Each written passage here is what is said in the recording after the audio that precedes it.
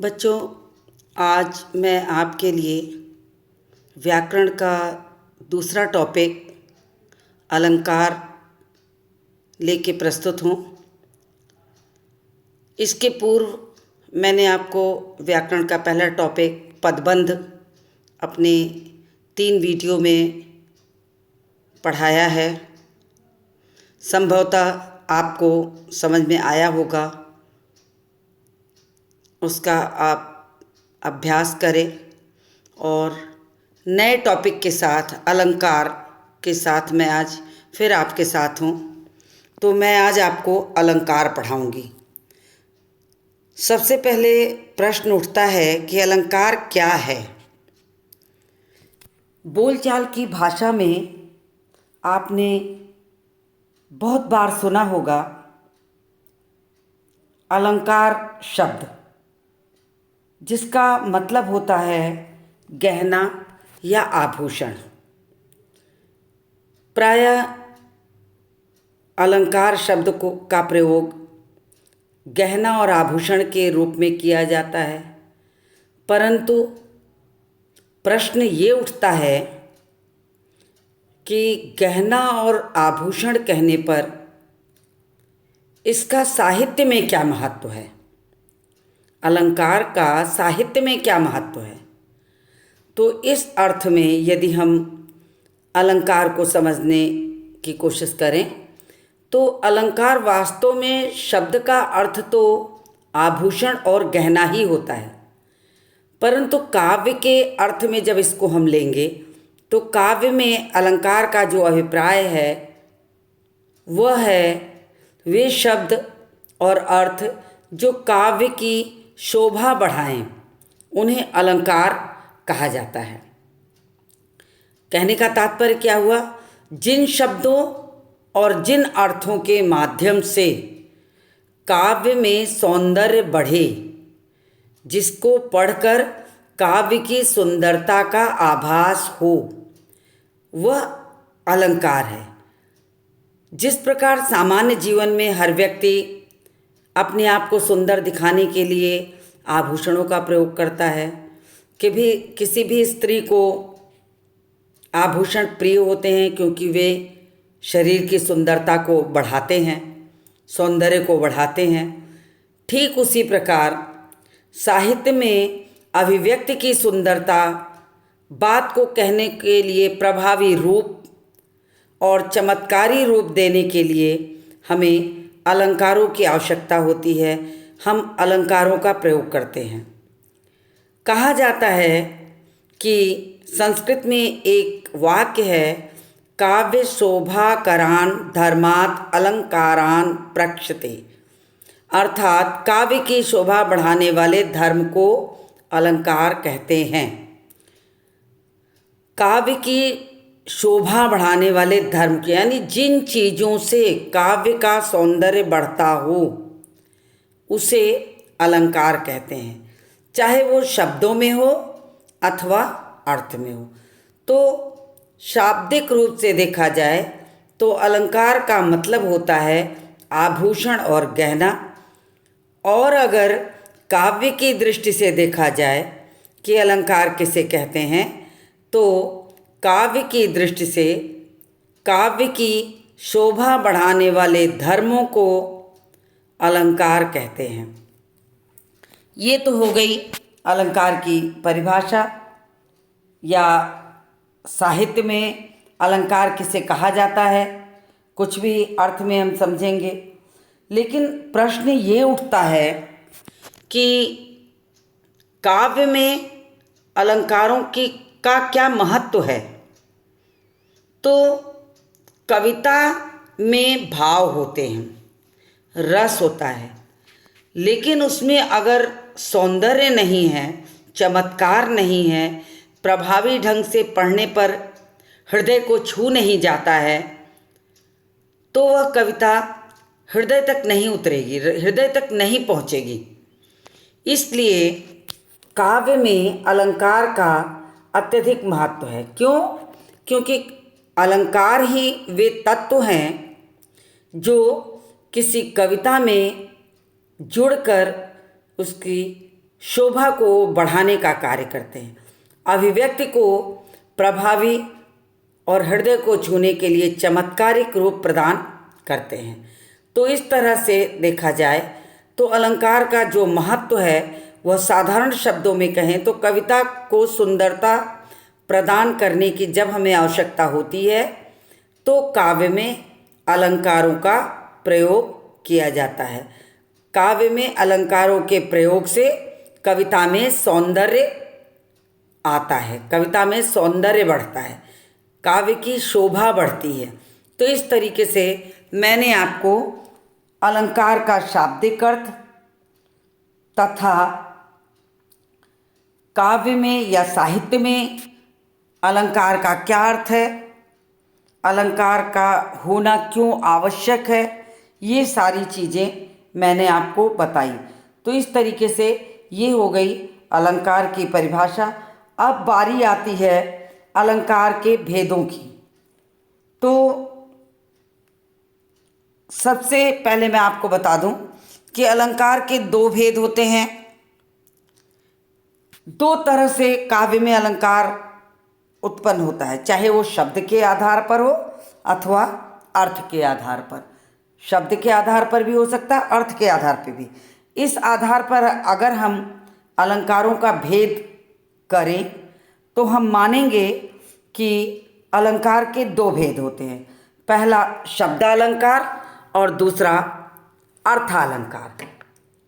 ध्यान दीजिएगा, पहला शब्दालंकार और दूसरा है अर्थालंकार, दो भेद होते हैं। तो अब मैं आपको शब्दालंकार और अर्थालंकार की परिभाषा समझाऊंगी, आपको साथ में कुछ उदाहरण दूंगी और उस आधार पर मैं आपको अलंकार के भेदों को आगे पढ़ाऊंगी। अब जब मैंने आपसे कहा कि अलंकार के दो भेद होते हैं, एक को हम कहते हैं शब्दालंकार और दूसरे को कहते हैं अर्थालंकार। तो अब बारी आती है कि शब्दालंकार किसे कहते हैं, मैं पहले उसे आपको समझाऊं। तो शब्दालंकार पर आते हैं कि शब्दालंकार किसे कहते हैं। तो शब्दालंकार वे अलंकार होते हैं जिनका प्रभाव, जिनका चमत्कार विशिष्ट रूप से शब्द के प्रयोग से होता हो, यानी जिस काव्य में शब्द के प्रयोग के कारण चमत्कार उत्पन्न होता हो, सौंदर्य उत्पन्न होता हो, उसे शब्दालंकार कहते हैं। काव्य में शब्दों के कारण भी सौंदर्य आता है। जैसे आपने सुना होगा कि तरन तनुजा तट तमाल तरुअर बहु छाए। अब देखिए यहाँ पर शब्दों का सौंदर्य आप तक पहुँच रहा होगा। तरन तनुजा तट तमाल तरुअर बहु छाए, यहाँ त वर्ण की आवृत्ति बार बार हो रही है और बार बार होने से कविता को पढ़ते ही सौंदर्य आता है, सौंदर्य, उसकी सुंदरता आप तक पहुंचती है। आपने तमाम गाने सुने होंगे इस तरह के, आपने संभवतः सुना भी होगा एक गाना कि चंदू के चाचा ने चंदू की चाची को। अब ये च वर्ण की आवृत्ति से उसका सौंदर्य है, कविता के शब्दों में जो सौंदर्य आया है उस वर्णों की आवृत्ति के कारण आया है। तो जिन अलंकारों में सौंदर्य या चमत्कार शब्दों के कारण आता है उसे हम शब्दालंकार कहते हैं। जैसे मैंने यहाँ पर एक उदाहरण लिखा है, कनक कनक ते 100 गुनी मादकता अधिकाय। अब आगे जब हम अलंकार शब्दालंकार के भेद आपको पढ़ाएंगे तो इसका अर्थ आपको समझाएंगे। अभी आपके लिए इतना ही जानना आवश्यक है कि शब्दों के कारण कैसे कविता में सौंदर्य उत्पन्न हो रहा है। तो यहाँ पर लिखा है कनक कनक ते 100 गुनी मादकता अधिकाय। अब यहाँ पर पढ़ते ही आपको उस काव्य के सौंदर्य का जो रस है वो आपके हृदय में पहुँचता है, जबकि इसका अर्थ मैं आगे आपको फिर समझाऊंगी। यद्यपि मैंने यहाँ पर अर्थ लिख दिया है कि कनक शब्द का एक शब्द होता है धतूरा, दूसरे का अर्थ होता है सोना। तो लेकिन मैं इसको विस्तार से अर्थ आपको तब समझाऊंगी जब उस अलंकार तक पहुँचूंगी जब शब्दालंकार के भेद पढ़ाऊंगी तो मैं आपको ये सारी चीज़ें समझाऊंगी। तो अभी मैंने आपको क्या समझाया, एक तो मैंने बताया कि अलंकार किसे कहते हैं साधारण शब्दों में और काव्य में, वो दोनों चीज़ें मैंने समझाई। फिर मैंने बताया कि अलंकार का महत्व क्या है, यानी कविता का सौंदर्य आ ही नहीं सकता बिना अलंकारों के। साथ ही साथ मैंने आपको अलंकार के दो भेद बताए, एक शब्दालंकार, दूसरा अर्थालंकार। शब्दालंकार की परिभाषा मैंने बता दी। अब बारी आती है अर्थालंकार की। तो अब मैं अर्थालंकार, जैसा कि जो इसमें भेद का नामांकन किया गया अर्थालंकार, यानी अर्थ के कारण अलंकार, अर्थ के कारण सौंदर्य, ऊपर था शब्द के कारण सौंदर्य, अब अर्थालंकार में है अर्थ के कारण सौंदर्य। तो इसकी परिभाषा भी बिल्कुल स्पष्ट रूप से समझ में आ सकती है कि वे अलंकार जिनमें सौंदर्य वृद्धि का आधार जो होता है वो अर्थ है, यानी कविता को पढ़कर उसके अर्थ से कविता में जो सौंदर्य उत्पन्न होता हो उसे अर्थालंकार कहते हैं। संभवतः आपको समझ में आ गया होगा, लेकिन फिर मैं फिर से दोहराती हूँ कि वे अलंकार जिनको पढ़कर जिनके अर्थों के माध्यम से कविता में सौंदर्य उत्पन्न होता हो, काव्य का सौंदर्य पता चलता हो, उसे हम अर्थालंकार कहते हैं। जैसे एक उदाहरण यहाँ मैंने लिखा है, मैं रेखांकित करके आपको उदाहरण दिखा देती हूँ। तब तो बहता समय शिला सा जम जाएगा। अब देखिए यहाँ पर इसके शब्दों में जितना चमत्कार नहीं है, उससे ज़्यादा इसके अर्थों में चमत्कार है। तब तो बहता समय शिला सा जम जाएगा, यानी कि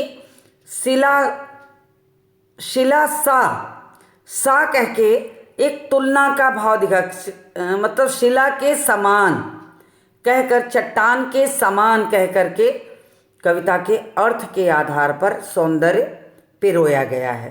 तो अर्थालंकार कहाँ होता है, जहाँ उसके शब्दों के चमत्कार न हो लेकिन उसके अर्थ में चमत्कार अवश्य हो, वहाँ पर अर्थालंकार होता है। तो अभी मैंने अर्थालंकार की परिभाषा आपको समझाई, तो अब आपको समझ में आ गया होगा कि अलंकार के दो भेद होते हैं, पहला है शब्दालंकार, दूसरा है अर्थालंकार। अब बारी आती है कि शब्दालंकार के भेद मैं आपको बताऊं। शब्दालंकार के भेद, शब्दालंकार की परिभाषा संभवतः ऊपर की स्लाइड में मैंने पढ़ाया आपको कि शब्दों के कारण जहाँ सौंदर्य उत्पन्न होता हो।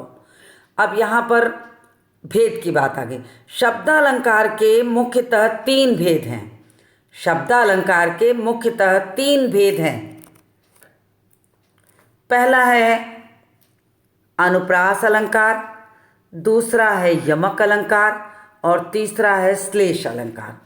ध्यान दीजिएगा, मुख्य अलंकारों की यहाँ पर आपके पाठ्यक्रम में रखा गया है। अलंकारों के मुख्य भेद आपके पाठ्यक्रम में है, उस आधार पर शब्दालंकार के मुख्य तीन भेद हैं। पहला अनुप्रास अलंकार, दूसरा यमक अलंकार, तीसरा श्लेष अलंकार। अब मैं एक एक अलंकार आपको समझाऊंगी। तो सबसे पहले मैं समझाती हूँ आपको अनुप्रास अलंकार। जब अनुप्रास अलंकार कहाँ होता है, ध्यान सुनिए। अनुप्रास अलंकार उस स्थान पर होगा जहाँ कहीं भी किसी भी वर्ण की आवृत्ति बार बार होने के कारण काव्य में सौंदर्य उत्पन्न होता हो। किसी भी वर्ण की आवृत्ति बार बार होने से काव्य में जब सौंदर्य उत्पन्न होता है तो उसे अनुप्रास अलंकार कहते हैं। उदाहरण यहाँ दिया हुआ है, ध्यान दीजिएगा। मैं एक एक उदाहरण को पढ़ के रेखांकित करके आपको समझाऊंगी, आप ध्यान से सुनिएगा। उदाहरण की पंक्तियाँ मैं पढ़ती हूँ। चारु चंद्र की चंचल किरणें खेल रही जल थल में। अब देखिए यहाँ पर च वर्ण की आवृत्ति, च च च च वर्ण की आवृत्ति जो है एक से अधिक बार आई है। अर्थात परिभाषा क्या कहती है कि अनुप्रास अलंकार में एक वर्ण की आवृत्ति एक से अधिक बार अगर होती है और उसके कारण काव्य में सौंदर्य उत्पन्न होता है तो उसे अनुप्रास अलंकार कहते हैं। जैसे मैंने अभी आपको शब्द अलंकार की जब परिभाषा समझा रहे थे तो मैंने एक उदाहरण आपको कहा था, तरन तनुजा तट तमाल तरुअर बहुछाए। अब देखिए इस पंक्ति में त वर्ण की आवृत्ति सुनाई पड़ रही है आपको, तरन तनुजा तट तमाल तरुअर बहुछाए। त वर्ण की आवृत्ति हर शब्दों के का पहला वर्ण जो है वो त है, जिसके कहने से, जिसके पढ़ने पर काव्य में सौंदर्य उत्पन्न होगा। तो इस तरह से यहाँ पर त वर्ण की आवृत्ति के कारण भी अनुप्रास अलंकार है। तो इस तरीके से अनुप्रास अलंकार की परिभाषा मैंने आपको बताई और अब मैं कुछ उदाहरण साथ में मैंने लिखे हैं जिनको मैं पढ़ करके जहाँ पर अनुप्रास अलंकार हो रहा है उसे रेखांकित करूँगी, उसे आप ध्यान से सुनिएगा। तो इसके अन्य उदाहरण इस प्रकार हैं, कल कानन कुंडल मोर पखा उर्पय बनमाल विराजत है। कल कानन कुंडल मोर पखा उर्पय बनमाल विराजत हैं। अब देखिए ध्यान दीजिएगा, क्या है, कल में क, कानन में क और कुंडल में क। तो ये आपका क वर्ण की आवृत्ति के कारण अनुप्रास अलंकार हुआ। तो अगर आपको अलंकार पहचानने को आए तो आप इसी तरह से वर्णों के नीचे रेखा खींचकर रेखांकित कर उसका नाम आगे लिखेंगे कि अनुप्रास अलंकार। फिर देखिए आगे को मैं रेखांकित करके आपको दिखा दूं। दूसरा है, कंकन किंकिन नुपुर धुन सुनी, कहत लखन सन राम हृदय मुनि। कंकन किंकिन, अब यहाँ पर भी देखिए क वर्ण रिपीट हो रहा है, बार बार आ रहा, पुनरावृत्ति हो रही है। तो यहाँ पर भी जो है अनुप्रास अलंकार है। और जो मैंने अभी आपको उदाहरण पढ़ा था उसको भी मैंने इसमें लिखा है ताकि आपको वो दिखाई पड़ जाए, रेखांकित कर दूं और वो आपको आसानी से समझ में आ जाए। तरन तनुजा तट तमाल तरुअर बहुछाए। तो देखिए त त त त त। अब यहाँ पर इस वर्णों की आवृत्ति का ही सारा चमत्कार है और इसका नामकरण किया जाएगा तो कौन सा हो जाएगा, अनुप्रास अलंकार। अगला पढ़ती हूँ, कालिंदी कूल कदम्ब किडारन। अब देखिए यहाँ पर क क क, कालिंदी कूल कदम्ब किडारन, क वर्ण की आवृत्ति हो गई तो यहाँ पर अनुप्रास अलंकार है। जब मैं आपको पद्य पढ़ा रही थी तब भी मैंने आपको जहाँ कहीं भी अनुप्रास पंक्तियों में आ रहा था मैंने उसको पढ़कर आपको सुनाया था, बताया था कि किस कारण से अनुप्रास अलंकार होता है। मैंने वहाँ भी समझाया था। अगर आपने मेरे पद्य वाले सारे वीडियो देखे होंगे तो आपको अनुप्रास अलंकार स्वतः समझ में आ गया होगा, लेकिन फिर भी अलंकार पढ़ाते समय उसे छोड़ा तो नहीं जा सकता, इसलिए आपको मैं प्रारंभ से ही पढ़ा रही हूँ। तो अनुप्रास अलंकार उसमें पहला अलंकार है जिसकी परिभाषा मैंने बता दी आपको कि वर्णों की आवृत्ति के कारण यहाँ पर अनुप्रास अलंकार है।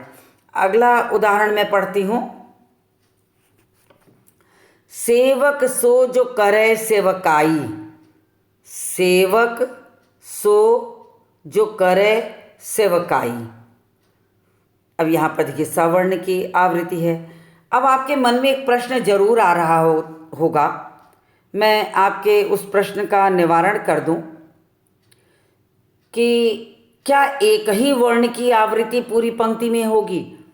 ऐसा आवश्यक नहीं है। कभी कभी आगे के दो वर्ण में, आगे के दो शब्दों में कोई एक वर्ण हो सकता है, उसके बाद के दो वर्णों में कोई और शब्द हो सकता है हो। इस तरह कई बार ऐसा होता है कि दो दो वर्ण की आवृत्ति या तीन तीन वर्ण की आवृत्ति होने से भी अनुप्रास अलंकार बनता है। तो कुल मिलाकर इसकी जो परिभाषा है सिर्फ इतनी ही जाननी चाहिए आपको कि वर्णों की आवृत्ति के कारण जहाँ कहीं भी काव्य में चमत्कार उत्पन्न होता हो या काव्य में सौंदर्य उत्पन्न होता हो, उसे अनुप्रास अलंकार कहते हैं। तो इस तरीके से मैंने आपको अनुप्रास अलंकार की परिभाषा बताई। अब मैं आपको यमक अलंकार पे ले आती हूँ। यमक अलंकार आपको समझाऊंगी। तो यमक अलंकार किसे कहते हैं? अब यमक अलंकार की परिभाषा है, जहाँ कहीं भी एक ही शब्द एक से अधिक बार आए और उसके अर्थ भिन्न भिन्न हों, वहाँ पर यमक अलंकार होता है। ध्यान दीजिएगा, काव्य में जहाँ कहीं भी एक ही शब्द, मैं रेखांकित कर दूँ अन्यथा आपका ध्यान नहीं जाएगा, तो जहाँ कहीं भी इस तरह की चीज़ें आती हैं मैं वहाँ पर रेखांकित करके आपको दिखा देती हूँ। आप ध्यान दीजिएगा कि यमक अलंकार का मतलब होता है जहाँ एक ही शब्द, ध्यान दीजिएगा, एक से अधिक बार आए और हर बार उसका अर्थ जो है भिन्न हो, तो वहाँ पर यमक अलंकार होता है। अब मैं आगे के उदाहरण को आपको समझाऊंगी, आप ध्यान दीजिएगा। आगे के उदाहरण में कनक शब्द का प्रयोग 2 बार आया। जो मैंने आपको प्रारंभ में परिभाषा के समय इस उदाहरण को पढ़ के आपको सुनाई थी, उसी को मैंने कहा कि आगे चल के आपको इसका अर्थ समझाऊंगी कि यमक अलंकार में ये बहुत महत्वपूर्ण पंक्ति है जो प्रायः पूछी जाती है, तो ये आपके लिए जानना आवश्यक है। अब यमक अलंकार में कहा गया एक ही शब्द का प्रयोग एक से अधिक बार हो और उसके अर्थ अलग अलग हों। अब देखिए इस पंक्ति में कनक कनकते सौगुनी। अब कनक कनक का शब्द जो है 2 बार, एक से अधिक बार प्रयोग हुआ है और साथ में करें उसके अर्थ भी भिन्न हो। कनक कनकते सौगुनी मादकता अधिकाय। मैं आगे की पंक्ति बता दूं, या खाए बौराए जग या पाए बौराए। इसकी पंक्ति का जो आगे की लाइन है जिसके कारण इसका पूरा अर्थ स्पष्ट होगा वो मैं आपको समझा देती हूँ। तो कनक कनकते सौगुनी मादकता अधिकाय। अब यहाँ पर कनक शब्द का 2 अर्थ है। एक कनक का अर्थ हो गया धतूरा और दूसरे का अर्थ हो गया सोना। अब पंक्तियों का अर्थ मैं आपको बता दूं कि कनक कनकते सौगुनी मादकता अधिकाय, या खाए बौराए जग या पाए बौराए। तो यहाँ पर कहने का मतलब मनुष्य के पास अगर सोना बहुत ज़्यादा हो जाए, धन बहुत ज़्यादा हो जाए तो भी वो मतवाला हो जाता है। और अगर किसी व्यक्ति ने धतूरे का सेवन बहुत ज़्यादा कर लिया हो, धतूरा एक प्रकार का नशीला पदार्थ होता है जिसके अंदर एक बीज होता है, जिस बीज से अफीम जैसी मादक चीज़ें बनाई जाती हैं। तो धतूरा जो होता है उसके, इसीलिए कहा कि धतूरे को एक मादक चीज़ की संज्ञा दी गई है, नशीले पदार्थ की। तो कविता में कहा गया कि यदि हम धतूरे का प्रयोग बहुत ज़्यादा कर लेंगे तो भी मतवालापन आ जाएगा, और अगर किसी व्यक्ति के पास सोना, धनवान अधिक हो जाएगा तो भी वो मतवाला हो जाता है। तो अगली पंक्ति में इसकी जो लाइन है वो, या खाए बौराए जग या पाए बौराए। या वो बहुत अधिक पा जाता है तो मतवाला हो जाता है, या बहुत अधिक खा लेगा तो मतवाला हो जाएगा। तो इस तरीके से इस लाइन में कनक कनक का शब्द का जो अर्थ है वो 2 निकला, एक धतूरा एक सोना, और 2 अर्थ, एक ही शब्द के 2 अर्थ होने के कारण यहाँ पर यमक अलंकार है,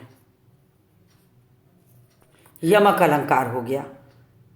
संभवतः आपको स्पष्ट हो गया होगा। अभी मैं आगे के उदाहरण पढ़कर आपको समझाऊंगी। तो आगे के उदाहरण को देखिए। आगे के उदाहरण को ध्यान दीजिएगा, कहाँ कहाँ पर है मैं उसको आपको समझाऊंगी, ध्यान दीजिएगा। अब यहाँ पर कहा गया है, कहे कवि बेनी बेनी ब्याल की चुराई लेनी। अब कहे कवि बेनी, अब देखिएगा मैं आपको समझा दूं। तो कहे कवि बेनी, बेनी शब्द आया एक बार, फिर आया दोबारा। अब बेनी शब्द का दो अर्थ है यहाँ पर। कहे कवि बेनी, यहाँ यानी कवि बेनी उनका नाम है, कवि का नाम है बेनी। और दूसरी पंक्ति में कहा बेनी ब्याल की चुराई लेनी। तो दूसरी बार जब बेनी आया है तो उसका अर्थ होता है चोटी के अर्थ में आया है, चोटी के अर्थ में है। तो यहाँ पर एक जगह कवि का नाम हो गया और दूसरी जगह बेनी शब्द का अर्थ हुआ चोटी। तो यहाँ पर भी यमक अलंकार है। अब देखिए आगे की पंक्ति में समझा दूं आपको। काली घटा का घमंड घटा, घटा घटा, काली घटा का घमंड घटा। अब यहाँ पर कहा गया काली घटा का घमंड घटा, दो बार घटा शब्द आया है इस पंक्ति में, दो बार घटा शब्द आया है। एक बार जो शब्द आया है उसका अर्थ है घटा का मतलब हो गया बादल, और दोबारा जो अर्थ आया है घटने के अर्थ में, घटने के अर्थ में। तो दो बार घटा शब्द आया, दोनों का अर्थ क्या है, एक बार घटना और एक बार घटा का मतलब बादल। आप दोनों घटा का मतलब बादल जानते होंगे, लेकिन पंक्ति के आधार पर मैं आपको समझा रही हूँ। काली घटा का घमंड घटा, यानी एक शब्द की आवृत्ति एक से अधिक बार हुई है और दोनों के अर्थ अलग अलग है। तो यहाँ पर भी यमक अलंकार हुआ। मैंने अभी आपको दो उदाहरण पढ़ के समझाए। अब मैं तीसरा उदाहरण आपको पढ़ के समझा देती हूँ। लहर हर कर यदि चूमे तो किंचित लहर लहर कर। यहाँ एक शब्द छूटा हुआ है, मैं उसको लिख देती हूँ। ये यहाँ पर लहर, ल और जोड़ लीजिए। लहर लहर कर यदि चूमे तो किंचित विचलित मत होना। अब यहाँ पर देखिए शब्द आया है लहर लहर कर यदि चूमे तो दो बार लहर शब्द आया है। पहले शब्द लहर का अर्थ हो गया तरंग के अर्थ में, और दूसरी बार जो लहर आया है वो मचलने के अर्थ में है कि बहुत मचल कर, मतवाला हो करके। तो यहाँ पर लहर शब्द को दो बार प्रयोग किया गया है, दोनों बार अर्थ अलग अलग है। तो यहाँ पर भी यमक अलंकार हुआ। अब देखिए चौथा जो उदाहरण यहाँ मैंने लिखा है, उस चौथे उदाहरण को मैं पढ़ती हूँ और फिर आपको समझाती हूँ कि तीन बेर खाती थी वे तीन बेर खाती हैं, तीन बेर खाती थी वे तीन बेर खाती हैं, नगन जड़ाती थी वे नगन जड़ाती हैं। अब देखिए यहाँ पर लाइन पढ़िए तो पढ़ने में कितना सुंदर लग रहा है। तीन बेर खाती थी वे तीन बेर खाती हैं, दो बार बेर शब्द आया है। तीन बेर खाती थी वे तीन बेर खाती हैं। अब यहाँ पर तीन बेर का अर्थ हुआ, एक जगह पर हुआ तीन बेर, यानी बेर का मतलब बार, बार, तीन बार खाती थी।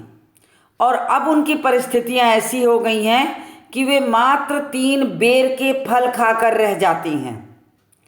तो यहाँ पर बेर शब्द का अर्थ जो है दो निकला। एक जगह बेर ने एक फल को सूचित किया और दूसरी जगह बेर शब्द बार के कि तीन बार खाना खाती थी वो। तो कितना अच्छा सा उदाहरण है कि बोलने में स्पष्ट हो जा रहा है, अपने आप समझ में आ जा रहा है तो इस तरीके से देखा जाए तो यहाँ पर यमक अलंकार होता है। यमक अलंकार के उदाहरण मैंने अभी आपको समझाए कि कैसे एक शब्द दो बार आते हैं और दोनों बार उसके अर्थ अलग अलग होते हैं। अब एक उदाहरण मैं आपको और दूं कि कर का मन का डार दे मन का फेर। कर का मन का डार दे मन का फेर, यानी कि यहाँ पर मन का शब्द आया है दो बार। अब मन का मतलब हो गया, एक मन का मतलब हुआ हृदय का। मन का शब्द दो बार आया है।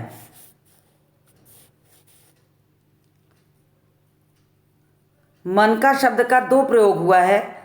एक का मतलब हो गया मोती और दूसरे का मतलब हो गया हृदय।